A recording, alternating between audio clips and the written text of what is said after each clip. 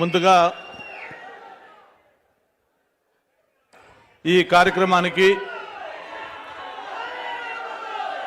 చాలా ఇంపార్టెంట్ కార్యక్రమంలో బిజీగా ఉన్నప్పటికి కూడా ఏ జిల్లా పర్యటనకు వచ్చినా కూడా నాకు ప్రాణ సమానులైన తెలుగుదేశం పార్టీ కార్యకర్తలు ఖచ్చితంగా కలుసుకోవాలి, ఎంత ఆలస్యమైనా పర్లేదు వాళ్ళతో కొద్దిసేపు మాట్లాడి వెళ్ళాలని ఒక స్పెషల్గా ఈ కార్యక్రమం పెట్టుకొని, మీకు తెలుసు ఉదయం నుంచి ఇప్పటిదాకా కూడా ఏదైతే విశాఖలో ఒక హిస్టారికల్ ఈవెంట్ జరగబోతా ఉంది, దానికి సంబంధించి రాష్ట్రంలో ఉన్న టోటల్ యంత్రాంగం అలాగే ప్రజాప్రతినిధులందరితో కూడా ఉదయం నుంచి ఇప్పటిదాకా కూడా హెక్టిక్ షెడ్యూల్లో ఉన్నప్పటికి కూడా కార్యకర్తలతో ఖచ్చితంగా కలవాలి, మాట్లాడాలని చెప్పని ఆల్ ది వే అన్ని ప్రోగ్రామ్స్ కూడా దాన్ని త్వరగా ముగించుకొని ఇక్కడికి విచ్చేసిన మన ప్రీతమ నాయకులు, మన తెలుగుదేశం పార్టీ జాతీయ అధ్యక్షులు ముఖ్యమంత్రి చంద్రబాబు నాయుడు గారికి మనస్ఫూర్తిగా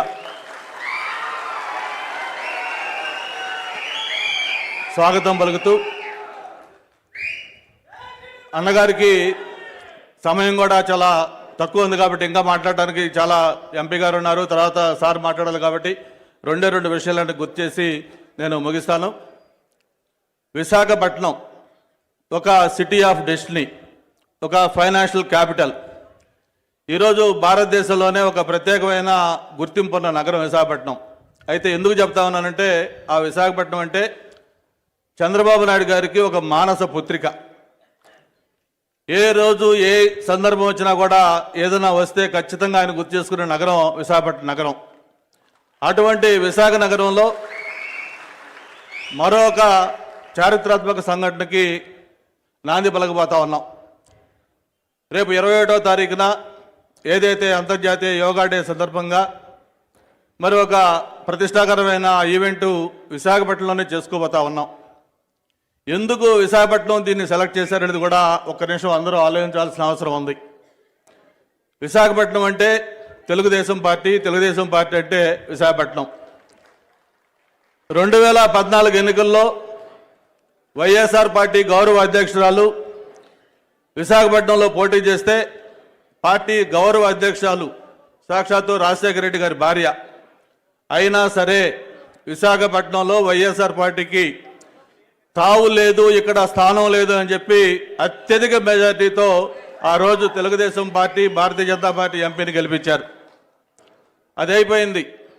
2019 ఎన్నికలు రాష్ట్రం మొత్తం కూడా వైఎస్ఆర్ పార్టీ చాలా ఎక్కువ సీట్లు గెలుచుకుంది. అయినా సరే నార్త్ ఈస్ట్ వెస్ట్ సౌత్ 4 దిక్కులు కూడా వైఎస్ఆర్ పార్టీకి కాలు పెట్టలేము అని చెప్పి విశాఖపట్నంలో మళ్ళీ 4 స్థానాలు కూడా తెలుగుదేశం పార్టీ గెలిచి విశాఖపట్నం అంటే ఏంటో తెలుగుదేశం పార్టీకి మరొకసారి రాష్ట్రపతి తెలిసే విధంగా చూపించింది. సరే, మొన్న ఎలాగూ 24 ఎలక్షన్లు చూసాం, ఇంకా అది ఒక చరిత్ర. ఒక భీమిలిలోనే మనకు 93,000 మెజార్టీతో గెలిపించారు, గాజువాక 95,000 మెజార్టీ, పెందుర్తి 82,000 మెజార్టీ.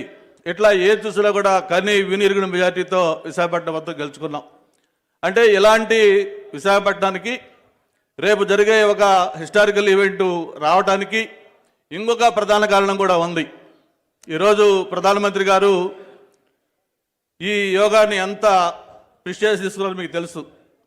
అది చంద్రబాబు నాయుడు గారు మేము ఇట్లా ఆంధ్రప్రదేశ్లో పెడతామంటే పెట్టమని చెప్పిన తర్వాత ఏ ప్లేస్ పెట్టాలి ఏంటంటే రెండో ఆలోచన లేకుండా దానికి విశాఖపట్నం నగరాన్ని సెలెక్ట్ చేశారు సార్.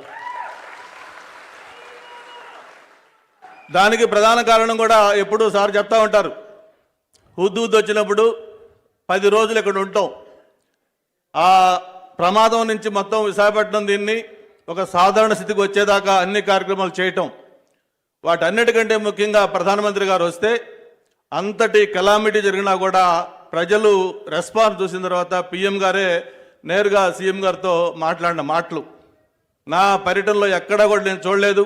ఇంత కష్టకాలంలో కూడా ప్రజల్లో ఎక్కడ ఆ బాధ ముఖంలో కనపడకుండా వాళ్ళ సంతోషంగా ఒక నమ్మకంతో మన మీద ఉన్నారు అని చెప్పి ఆయన కూడా ఎంతో ఇచ్చేసిన విషయం మనకు చెప్పారు. అంతేకాదు, అప్పుడు మనకి దీపావళి పండుగ సమయం ఇది. అక్టోబర్ 12 హుద్హుద్ వస్తే ఒక 10-15 రోజులకి దీపావళి పండుగ వచ్చింది. దీపావళి అంటే మనం అంతా ఫైర్ వర్క్స్ అన్ని కాల్చుకుంటూ ఉంటాం. అయితే అప్పటికే చెట్లన్నీ పడిపోయి అవి ఎండిపోయి మొత్తం అంతా కూడా ఎక్కడికక్కడ డెబ్రిస్ అంతా ఉంటే ఎవరన్నా ఈ క్రాకర్స్ అయి కాలిస్తే అది అగ్ని ప్రమాదాలు అవుతాయని చెప్పని ముఖ్యమంత్రి గారు ఆ రోజు ఒక కాల్ ఇచ్చారు. దీపావళి మనం ఇళ్లలో ప్రమిదలు పెట్టుకొని చేసుకుందాం, ఎవరు కూడా క్రాకర్స్ కాల్చొద్దని చెప్పని. ఒక్కరంటే ఒక్కరు 20 లక్షల మంది జనాభా ఉన్న విశాఖ నగరంలో చంద్రబాబు నాయుడు గారి మాట ఒక శిలా శాసనంలాగా భావించి ఏ ఒక్కరు కూడా ఫైర్ వర్క్స్ కాల్చకుండా విశాఖ ప్రజలు చంద్రబాబు నాయుడు గారి పట్ల ఎలా ఉంటారో ఆ రోజు చూశారు. అంత క్రమశిక్షణ, అంత డెడికేషన్ ఉన్న నగరం కాబట్టి ఇటువంటి ఒక హిస్టారికల్ ఈవెంట్కి ఈ ప్రాంతాన్ని సెలెక్ట్ చేశారు. అన్నా మీకు ఒకటే అష్యూరెన్స్ ఇస్తున్నాం, తప్పకుండా మీరు పెట్టుకున్న నమ్మకాన్ని ఏమాత్రం కూడా ఒమ్ము కానీయం.